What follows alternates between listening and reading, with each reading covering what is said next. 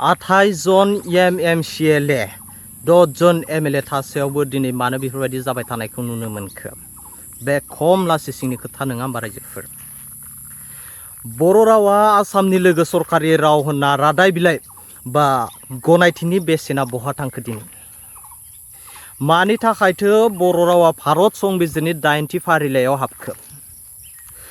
आसाम आयेन आफादनि लगनिफ्राय बर' रावखौ बोखारनाय माने बे बर' हारिखौनो लाजि फोनांनाय जायाखै बे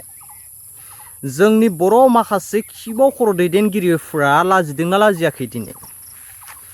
जोंनि बिटिसिनि चिफ मानगोनां हाग्रामा महिलारि सारा मा बुंगोन बेनि सायाव मिडियाफोरा इन्टारभिउ लायोब्ला सोंथि सोङोब्ला मा उत्तर होयो बेनि आपडेटखौ फैयोब्ला होना होगोन आं रायजोफोर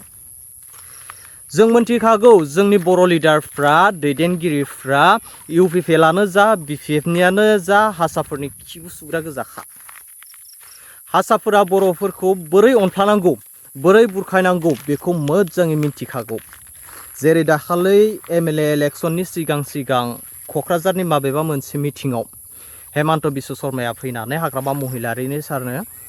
ललिपप दौना गालांदों बिदि आरोना इलेक्शना जादों आसामाव बुलायलायदों गारि बुख्रुबलायदों जोंनि BTCआव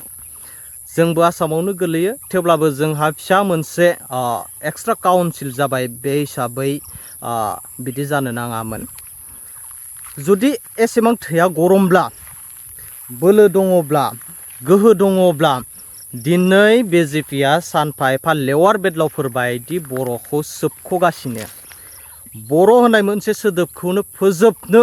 जुजिगासिनो ओंखारबो फिल्डआव ओंखारबो जाय बिथांमोना बर' रावखौ दिनै नेग्लेक्ट खालामगासिनो बिथांमोननि हेंथायै आवाज दैखांफै गावजों गावल' थैखौ गरम देखायबाय थानानैल' मा जानो गावजों गावल' गन्थं मोखां गारि घरा बुख्रुब सुख्रुब खालामलायबाय थानानैल' मा जानो मा फायदा जादों बेखौनोथ' बुङो बर'आ बर'जोंबाल' मोसा गुबुन हारिजोंबा दाउसा गुबुन हारिनि गलाम गुबुन हारिनि खिबु सुग्रा बर'आदि माब्ला गावनि खिबुखौ सुना लानो रोंगोन बेखौ आं दिनैसिम नुहुराखै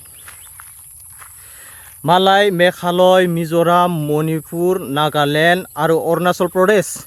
बिथांमोना आलादा आलादा जालांजोब्बाय आसामनिफ्राय आलादा गावस्रालांजोब्बाय नाथाय जोंनि बर'फ्रा गुबुन हारिनि आसामिस भाषा रायज्लायनानै आसामिसफोरनि खिबु सुनानै आसामिसफोरनि आथिं सिङाव दिनैसिमबो दङ आरो बेसेबां गोबाव समसिम थाबावगोन बेखौथ' मिन्थिला दिनै आसाम आयेन आफादनि मोनसेल' फिसा लग'आव बर' रावजों लिरनाय मोननैसोल' सोदोब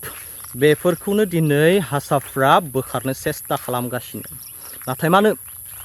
अब्ला बर' रावा भारत संबिजिरनि 80 फारिलाइयाव हाबखो मानो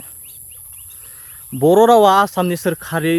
लोगो राव होनना मानोथो गनायथि होखो बेफोरनि बेसेना बोजोंहाय दिनै आसामाव बर' रावखौ खोमोरनाय माने बर' जाथिखौनो फोजोबस्रांनाय नंगौना नङा रायजोफोर राव गैयाब्ला जाथिया बोरै थांना थाखो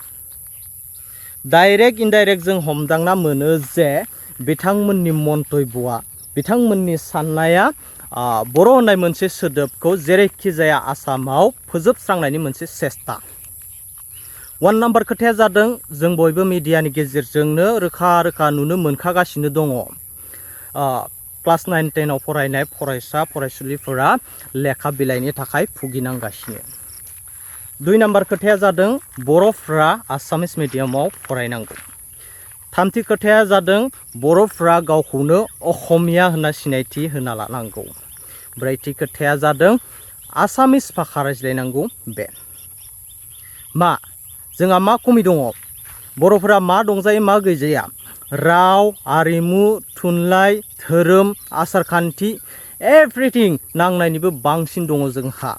अब्ला गुबुन हारिनि रावफोरखौ सोलोंनांगौनि मा दरखार दं जोंहा बर' हारिनि जारिमिन आरो आसामिसफोरनि जारिमिन गोबां आकाश पाताल फाराग दङ जोंहा बे आसामाव सोर फैजेना गिबियाव सोर दंजेनोमोन जोंसो दङमोन बर'फोरासो दङमोन बर'फोरासो फैजेननाय अब्ला जों बे गुबुन जाथिनि रावफोरखौ सोलोंनांगौनि मा गोनांथि दङ नंगौ जोंबो मिन्थिगौ मोनफ्रोमबो रावफोरखौ रोंनाया गाव गावनि थाखायनो मोजांनि बाथ्रा रोंनांगौ सिखायना लानांगौ नाथाय जों बर' हारिनि थाखाय आसामिस राव रोंथारनांगौआ एसे आलादा जायो। आसामिस रावखौ रोंनाय माने जों बर' हारिनि थाखाय मोनसे राजखान्थियारिनि खैफोद गोनां जायो आरो अलरेडि सानफा एफा जाखागासिनोखा आरो जाबायबो थागोन। जे दिनाव लागै बर'फोरा बुजिया बै दिनाव लागै।